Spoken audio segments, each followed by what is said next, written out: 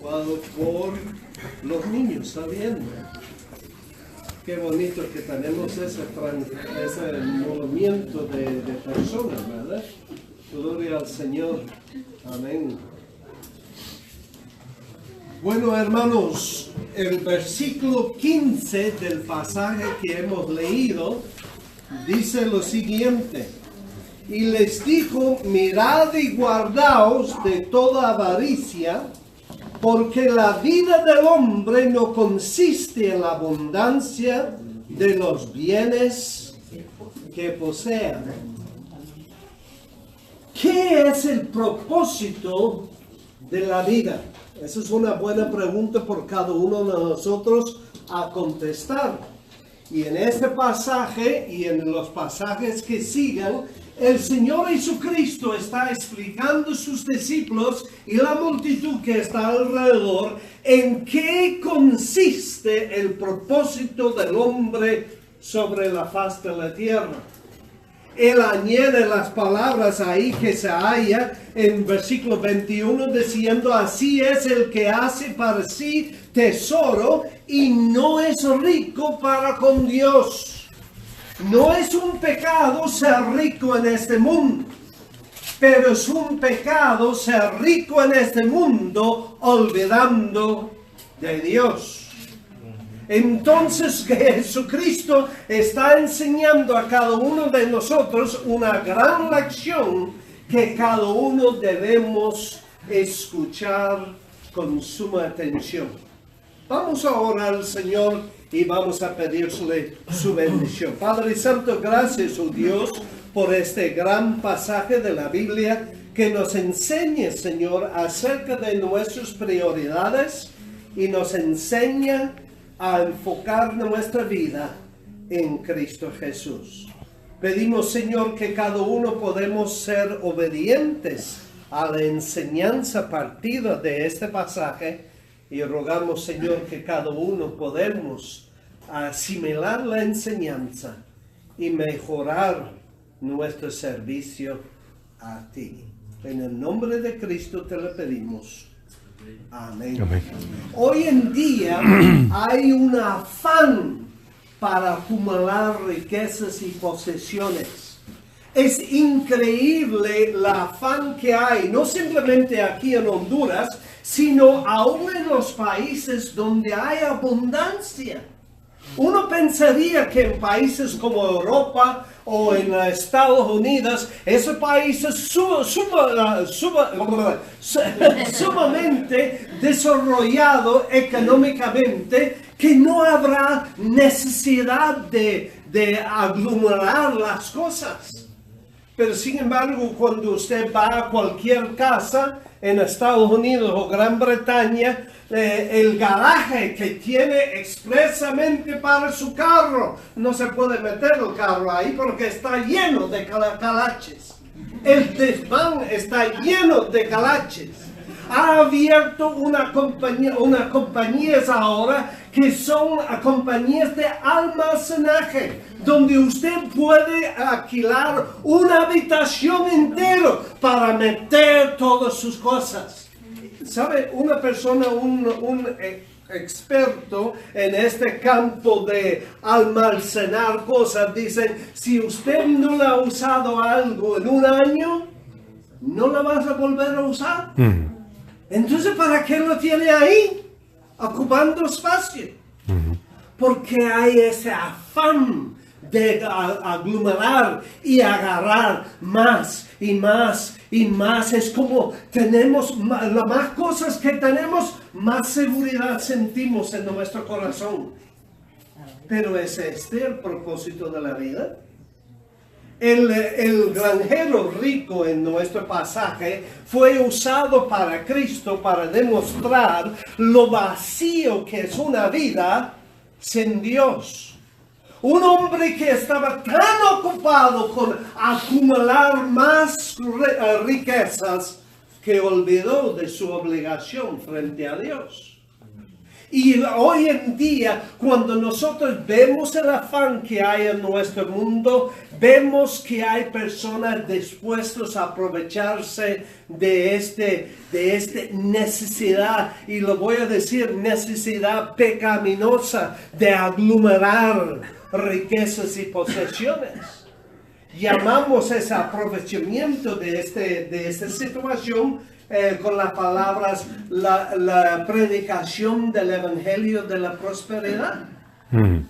La invención del evangelio de la prosperidad ha sido por parte de personas muy listos que entienden la psicología del ser humano sin Dios y le presenta oportunidad para más riquezas, y la gente viene como moscas tras el miel, como las moscas tras la fruta prohibida, y por esa razón esas iglesias están, rompiéndose las paredes, están metiendo a la gente tan apretojado en esos lugares, porque le prometan, si usted da, Dios va a darle más.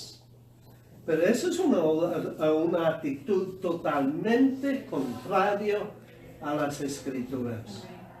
Es una actitud que está resumido en el versículo 19, porque ellos están buscando esto. Dice, y diré a mi alma, alma, muchos bienes tienes guardados para muchos años. Repósate, come, bebe y regocíjate.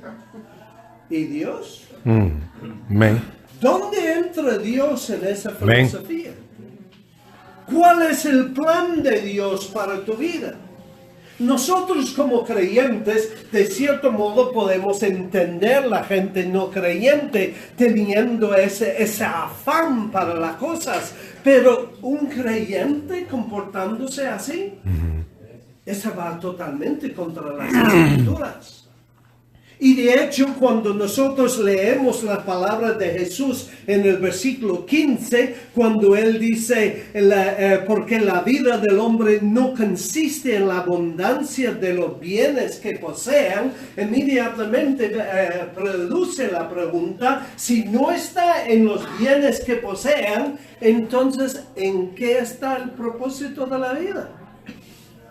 La verdad central de la palabra de Dios es que todo lo que nosotros tenemos, tanto el aliento en nuestros pulmones, como nuestra familia, como nuestro dinero, como nuestro tiempo, como nuestras habilidades, etcétera, etcétera, etcétera, etcétera, proviene de Dios. Entonces, si nosotros excluimos a Dios de la ecuación, entonces estamos por mal camino. Amén. La palabra del Señor, y en como le dije, este pasaje extiende prácticamente por todo el capítulo 12, y nosotros no teníamos el tiempo de leer todo, solo leímos esta introducción, pero durante el sermón vamos a estar viendo otras partes de este capítulo, porque cuando nosotros leemos las Escrituras, descubrimos algo muy fundamental. Dado a que toda la cosa viene de Dios, Dios requiere de cada creyente una administración correcta de los bienes que Él nos ha dado. Dios requiere una administración correcta de los bienes que Él nos ha dado. ¿Qué quiero decir con esto? Bueno, yo no sé usted, pero ¿cómo se llama? Esta afirmación que acabo de hacer, a mí me produjo en el estudio dos preguntas. La primera es, ¿por qué requiere Dios de cada creyente o de cada hijo suyo una buena administración de las bendiciones que Él nos ha dado? Y el segundo es, ¿qué son las bendiciones que Él requiere una buena administración? El tiempo no me basta para hacer esto hoy, Pero hoy vamos a intentar a contestar la primera pregunta. ¿Por qué? ¿Por qué requiere Dios de todos sus hijos una buena administración de todo lo que tenemos? Entonces, contestando esta pregunta, la próxima semana y lo que sigue, podremos ver el qué. ¿Qué es que Dios requiere una buena administración? La primera entonces, el por qué. ¿Por qué requiere Dios una buena administración de su pueblo? Y aquí la pregunta, la contestación, porque Él nos ha criado para Él, no para nosotros mismos. Cuando nosotros miramos el versículo 15 que leímos en el inicio de esa predicación, vemos que ese versículo nos presenta con un gran incógnita. Y la incógnita es si la pasión natural del hombre es posesiones, y Dios dice que este no es el propósito por lo cual Dios te ha dado aliento en su nariz, aliento en su cuerpo y fuerza en sus huesos. Este no es el propósito por lo cual Dios te ha dado esos dones. Entonces, ¿para qué me la ha dado? ¿Para qué me ha dado Dios eso? ¿Por qué requiere Dios una buena administración? Porque Él te ha dado estas bendiciones para servirle a Él. Para servirle a Él. El propósito del hombre es glorificar a Dios. ¿Sabe que si nosotros no contestamos la pregunta ¿cuál es el propósito del hombre? Entonces quedamos con dos o tres otras preguntas. Cuando nosotros no sabemos el propósito por nuestra existencia, produce las preguntas ¿qué es el significado de la vida? Y la otra es ¿para qué estoy yo aquí? Yo recuerdo cuando yo tenía como 10, 11 años, luchando con estos incógnitas. ¿Para qué estoy yo aquí? Yo no pedí a mis padres a tenerme, entonces, ¿para qué estoy yo aquí en este mundo? ¿Cuál es el propósito de la vida? ¿Sabe cuando una persona no ha hallado el verdadero propósito de la vida? Falta de respuesta le deja con un hueco grande dentro de su alma. Un vacío que el hombre sin Cristo intenta llenar con posesiones, o intenta llenar con sexo, o intenta llenar con la droga, o otra bebida, o otras cosas. ¿Por qué? Porque hay un ardiente vacío dentro de su ser que solo Dios puede llenar. Pero como no creemos en Dios, entonces buscamos llenarlo con estas otras cosas. Ahora está empezando a darse cuenta el por qué ese tipo de comportamiento es tan contrario a lo que es el testimonio de un creyente. Un creyente que ha hallado el propósito de la vida en Cristo Jesús, ese hueco está lleno. Entonces no debe haber esta ansiedad de llenar su vida con otras cosas. Está de una buena posición de mente para entender el propósito de Dios para él. Queridos hermanos en Cristo, cuando nosotros hemos hallado ese propósito, entonces hallamos lo que la Biblia llama el contentamiento. Amén. El contentamiento. ¿Qué es el contentamiento? El contentamiento es una satisfacción interna que me libera de toda ansiedad y deseo. Hermanos en Cristo, alguien ha dicho esto y es muy acertado. Si usted no halla el contentamiento en la pobreza, nunca hallarás el contentamiento en la riqueza. Hay millonarios en este mundo que bien podrían jubilarse y recostarse ahí en la camita en la playa y disfrutar la vida. Pero no, ahí están en la oficina, trabajando, una limpieza más, necesito más. Si usted no tiene contentamiento en la pobreza, aunque alguien te da 1 millón de lempiras, no vas a estar contento, querido amigo. Y yo quiero hablarle a los inconversos aquí en esta mañana. Amén.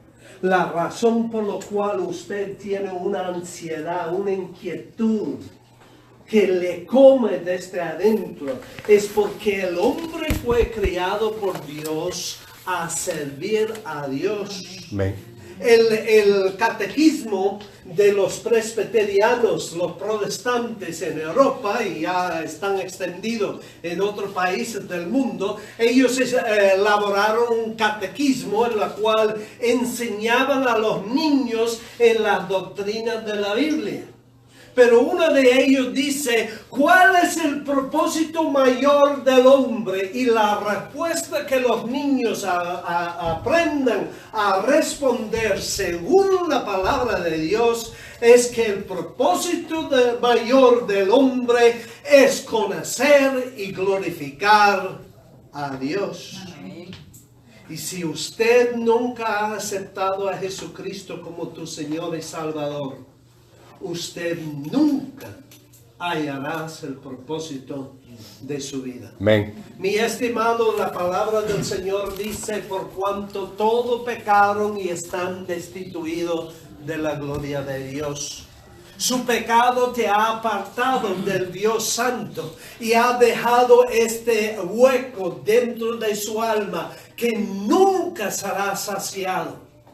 Hasta que el momento que usted se arrepiente de su pecado y confiese su pecado a Dios y acepta a Jesucristo, el único Salvador que puede liberarle de su pecado y sus consecuencias en el lago de fuego, y la acepta como tu Señor y tu Salvador.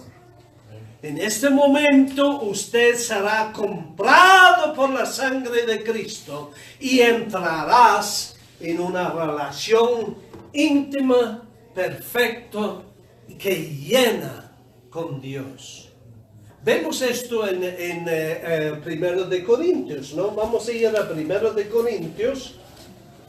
1 de Corintios capítulo 6 y el versículo 20. Y alguien más, por favor, lea Mateo 22, 35 y 40. Si nosotros añadimos o unimos estos dos versículos, descubrimos cuál es el propósito según la Biblia para la existencia del hombre. Vamos a ver qué dice. Porque habéis sido comprados por precio. Glorificad, pues, a Dios en vuestro cuerpo y en vuestro espíritu, los cuales son de Dios.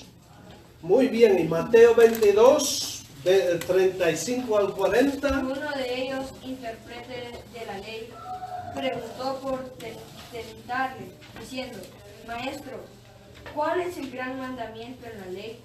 Jesús le dijo, amarás al Señor tu Dios con todo tu corazón, y toda tu alma, y toda tu mente. Este es el primero y grande mandamiento. Y el segundo es semejante. Amarás a tu prójimo como a ti mismo. De estos dos mandamientos depende toda la ley y los profetas. Muy bien, entonces si nosotros unimos esos dos versículos, ¿qué nos está diciendo? Que hemos sido comprados por la sangre de Cristo y debemos glorificar a Dios con nuestra mente, con nuestra alma y con nuestro espíritu. En otras palabras, tenemos que estar sumamente entregados al servicio de Dios. Y la razón por esa enseñanza está basado en que hemos sido comprados. Queridos hermanos en Cristo, la ilustración que Pablo está utilizando es de un esclavo que está a la venta en el mercado. Y viene un buen señor y le compra este esclavo. Nosotros, dice la palabra del Señor, éramos esclavos del pecado y condenados como tal bajo el juicio de Dios. ¿Y qué fue el precio que Dios puso sobre esta alma? Que la sangre de un humano perfecto, sin pecado, fuera derramado en su lugar. Y solo Jesucristo podría pagar ese precio. Pero habiendo pagado ese precio, ahora no somos de nosotros mismos. Somos de Dios. Y habiendo sido comprado, tenemos que servir a Dios. Pablo lo pone así en 1 Timoteo capítulo 6, versículo 6. Él dice que la santidad con contentamiento es gran ganancia. Cuando usted ha aceptado a Cristo Jesús como tu Señor y tu Salvador, y te reconoces el señorío de Cristo sobre su persona, entonces ese trae contentamiento. El servicio trae santidad y hay gran ganancia para el alma. Amén. ¿Sabe usted que cuando Dios te pida que tú le sirvas, no está pidiendo empobrecerle? Él está pidiendo su servicio para que usted sea enriquecido en su alma. Amén. Porque para eso fue creado al hombre. Ahora, en contestación a nuestra pregunta, ¿por qué? Porque somos criados para servir. Si somos criados para servir, hemos sido comprados para servir, entonces es algo extraño que el predicador les predica que debemos servir a Dios y que Él requiere buena administración en ese servicio. Esa es la primera razón por qué. La segunda es Dios requiere la buena administración de su pueblo, de su gente, porque es Él que supla todas nuestras necesidades. Cuando usted va a un carpintero y habla con un empleado de carpintería, ¿qué materiales va a usar el carpintero? No va a usar su material, no va a usar sus herramientas para hacer el mueble para usted. Va a usar el material y ¿cómo se llama? Herramientas que su jefe le ha provisto. Y lo mismo es en nuestro servicio a Dios. Habiendo sido comprado por la sangre de Cristo para servir, entonces Dios provee para nosotros todo lo necesario para servirle bien. Y este pasaje que hemos leído está comunicando este hecho. Pero yo quiero enfatizar para ustedes en esta mañana la necesidad de reconocer que todo, cuando nosotros predicamos a los niños, a veces decimos a los niños para qué debemos agradecer a Dios. Y entonces ellos dan algunas ideas y luego nosotros le decimos, le podemos dar gracias al Señor por la ropita que tenemos en nuestro cuerpo. Y podemos dar a Dios gratitud por la comida que comemos. Y algún listillo dentro de ello va a levantar la mano. Oh, no levantan la mano hoy en día, simplemente gritan, ¿verdad? Entonces, algún listillo entre ellos va a gritar, No, pero mi mami o mi papi me compran la ropa y la comida. ¿Para qué tengo que dar gracias a Dios por ello? Pero luego nosotros le decimos, ¿y quién dio su mami o papi? La fuerza en su cuerpo, Amén. el salud para poder ir a trabajar, es Dios. Entonces, hermanos, nada que nosotros tenemos en nuestra vida, como dije antes, comenzando con el aliento de vida que tenemos en nuestra nariz, hasta nuestros hijos que están en nuestra familia, son regalo de Dios. Job, cuando él estaba contemplando su situación, dijo estas palabras en Job capítulo 1, 21. Vamos a ver lo que dice Job. Job capítulo 1 y versículo 21. ¿Qué dice la palabra del Señor? Y dijo, desnudo salí del vientre de mi madre, y desnudo volveré allá. Jehová dio y Jehová quitó. Sea el nombre de Jehová bendito. Muy bien. Entonces cada uno de nosotros cuando comenzábamos la vida teníamos una cuenta bancaria, un carro en el garaje, una casa con techo encima de nosotros. No teníamos nada. Alguien tuvo que habernoslo dado en primer lugar para que luego nosotros, administrándolo, podemos crear una economía personal. Pero alguien tiene que darnos el primer centavo, ¿verdad que sí? Cuando nosotros le decimos, mi papi me dio eso, ¿y quién le dio a su papi? Y su papi, y su papi, y su papi, hasta llegamos a Adán. ¿Y quién le dio a Adán? Dios. Entonces, el que inició todo fue Dios. Nosotros cuando nacimos desnudos sin nada. Y Dios quiere enfatizar contigo que todas sus pertenencias no son tuyos, porque cuando morimos, salimos de este mundo con nada. Los egipcios pensaban que ellos podrían llevarlo con ellos. Y ahora los arqueólogos y las universidades del mundo han hecho ricos con todo el despojo de los pirámides y las tumbas de los reyes de los egipcios y de otras naciones. No lo llevaron con ellos. Entonces nosotros descubrimos que todo lo que nosotros tenemos pertenece a Dios.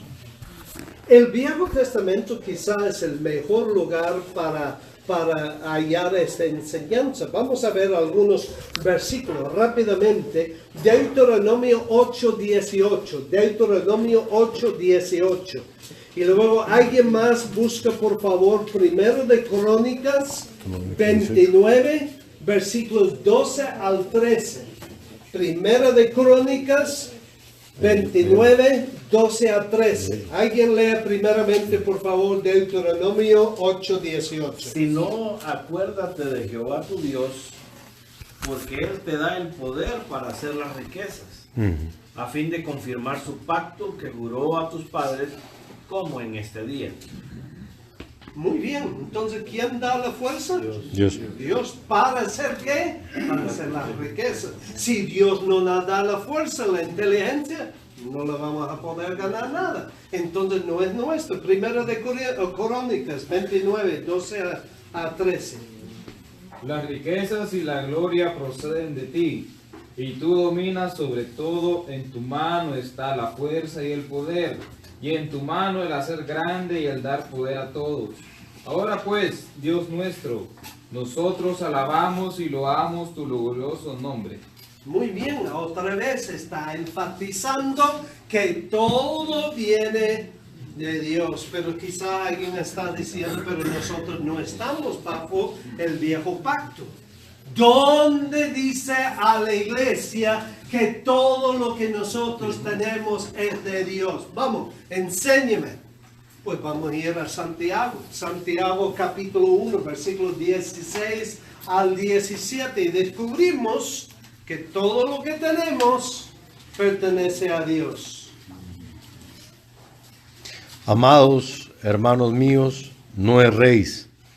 Toda buena dádiva y todo don perfecto desciende de lo alto, del Padre de las luces, en el cual no hay mudanza ni sombra de variación. Muy bien. Pregunto, ¿es tu vida precioso, valoroso? Dice que viene de Dios. ¿Es tu salud importante, una bendición? Viene de Dios. ¿Es tu cónyuge, sus hijos, su trabajo una bendición? Viene de Dios. Todo lo que tú tienes que es de bendición, viene de Dios. Y cuando nosotros almacenemos las cosas y decimos, es mío, estamos totalmente contrario a lo que dice la palabra de Dios. Todo es de Él. Y todo debe ser usado para su gloria. Por esa razón Dios pide buena administración de su pueblo. Cuando tenemos esta base, comenzamos a entender la razón por las otras exhortaciones que hay en las Escrituras. Rápidamente, vamos a ir a Hebreos 13, versículo 5. Mientras está buscando esto, le doy el trasfondo histórico. Yo personalmente pienso que Pablo escribió Hebreos. Si usted piensa que fue Apolos o algún otro, usted tiene el derecho de estar equivocado. No, usted tiene el derecho de su opinión, ¿verdad? Pero para decir, yo estoy predicando, Pablo escribe a los judíos, por esa razón se llama Hebreos. Y esos judíos están pasando un tiempo muy difícil.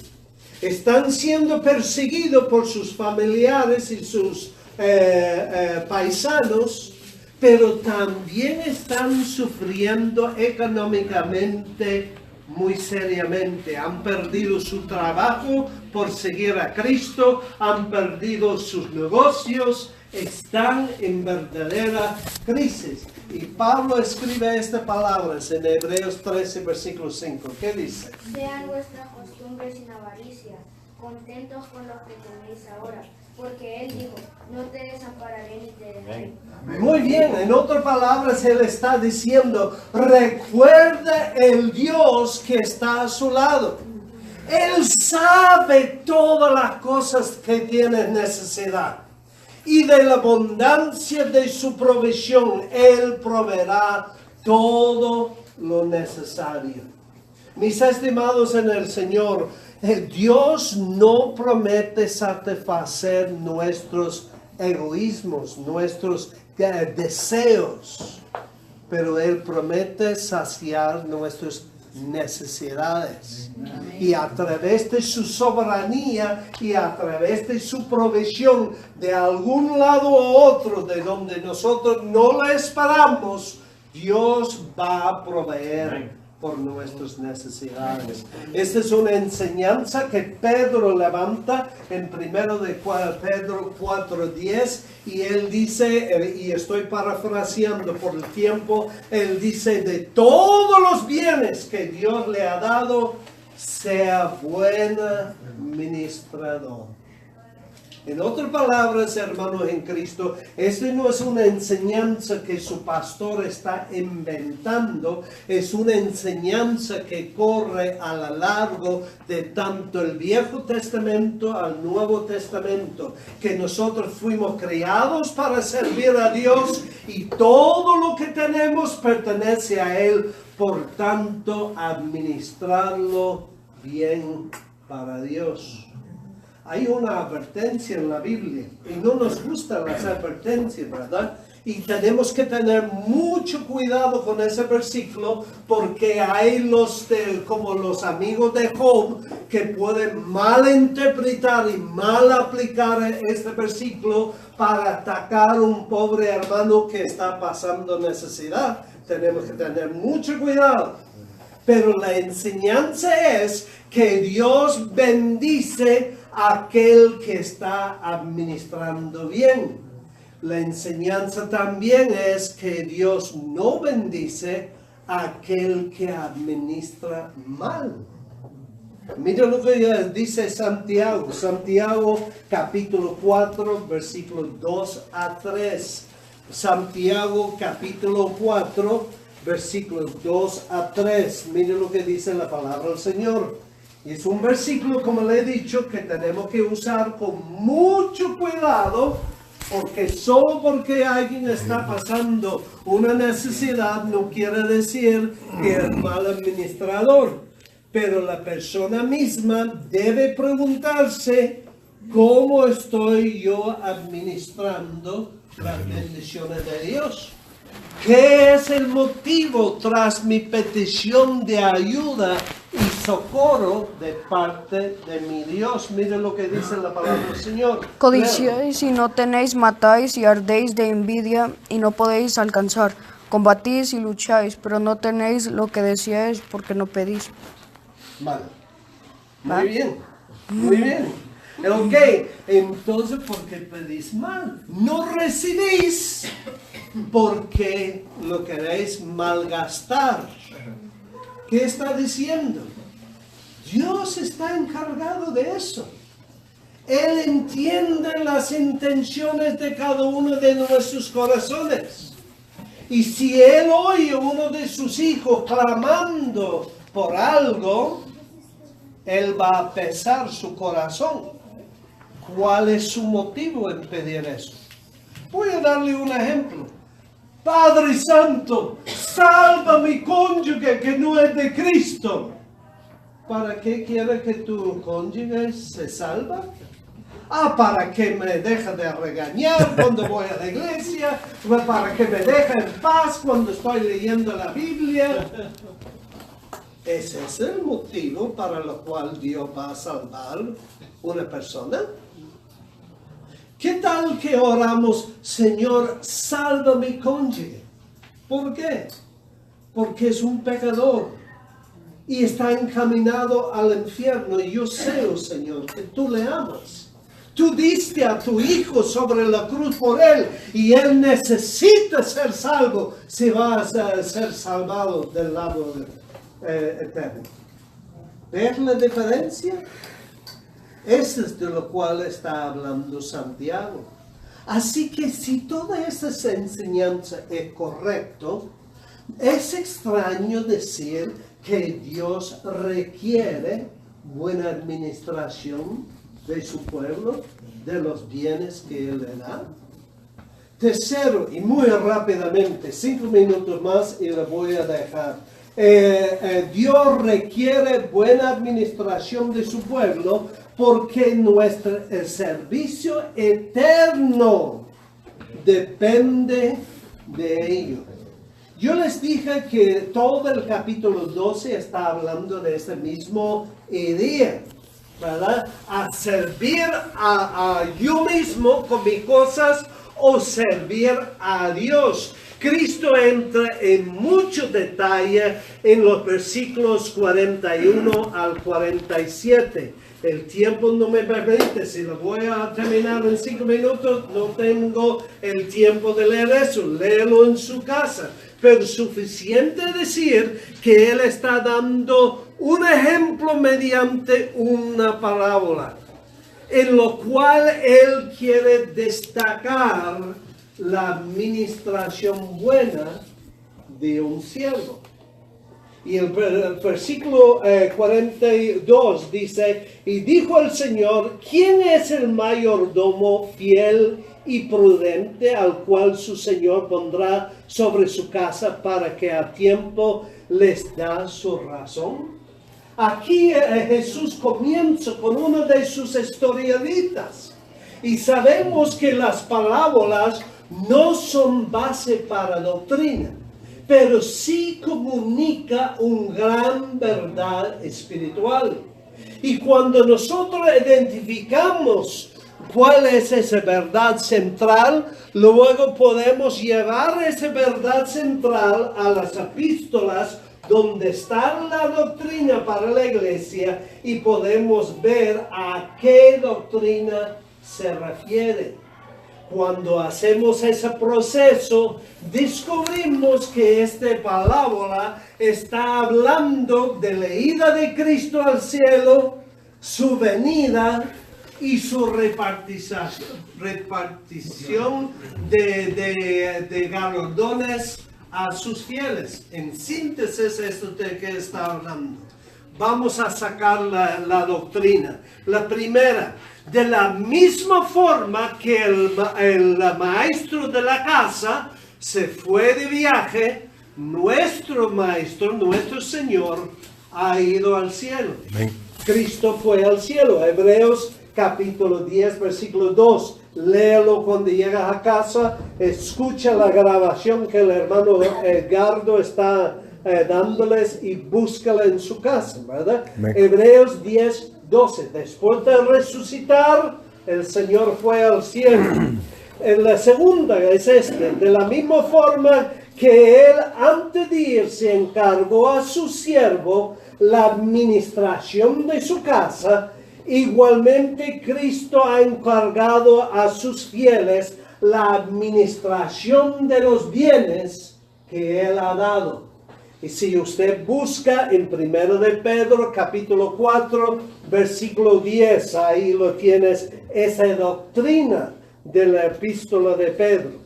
La tercera cosa que descubrimos es que de la misma forma que el maestro vuelve a su casa, Cristo va a volver para los suyos. Amén. 1 Tesalonicenses 4, 16. En la misma manera que el maestro juzga la administración de su siervo, Cristo también juzgará la administración de cada uno de sus fieles. Mira, esto sí lo vamos a buscar. 2 Corintios 5, versículo 10. 2 de Corintios 5, versículo 10. Mira lo que dice la palabra del Señor. Porque es necesario que todos nosotros comparezcamos ante el tribunal de Cristo, para que cada uno reciba según lo que haya hecho mientras estaba en el cuerpo, sea bueno o sea malo. Muy bien, entonces, hermanos, para concluir, esta enseñanza que hemos recibido hoy nos ha dado 3 razones Amén. por los cuales Dios va a pedir cuentas por la administración de cada uno de nosotros sobre sus bienes. La primera vimos era que somos creados a este fin. Este es el propósito. La segunda hemos descubierto que es que Él mismo ha provisto todo. Nada es nuestro, tenemos que administrarlo por Él. La tercera es que nuestro servicio futuro depende en una buena administración de lo que Él nos ha dado actualmente. Entonces, hermanos, cuando llegamos al tribunal de Cristo, me pregunto, ¿dirá Cristo de su administración, bien has hecho, buen siervo y fiel? ¿Has sido fiel en lo poco? Ven, te voy a poner encargado de mucho. Solo usted puede contestar esa pregunta en esta mañana, pero yo espero en el nombre del Señor, que está ahora consciente de la gran verdad, que Dios requiere una buena administración de cada uno de sus fieles. Que Amén. Dios le bendiga. Amén.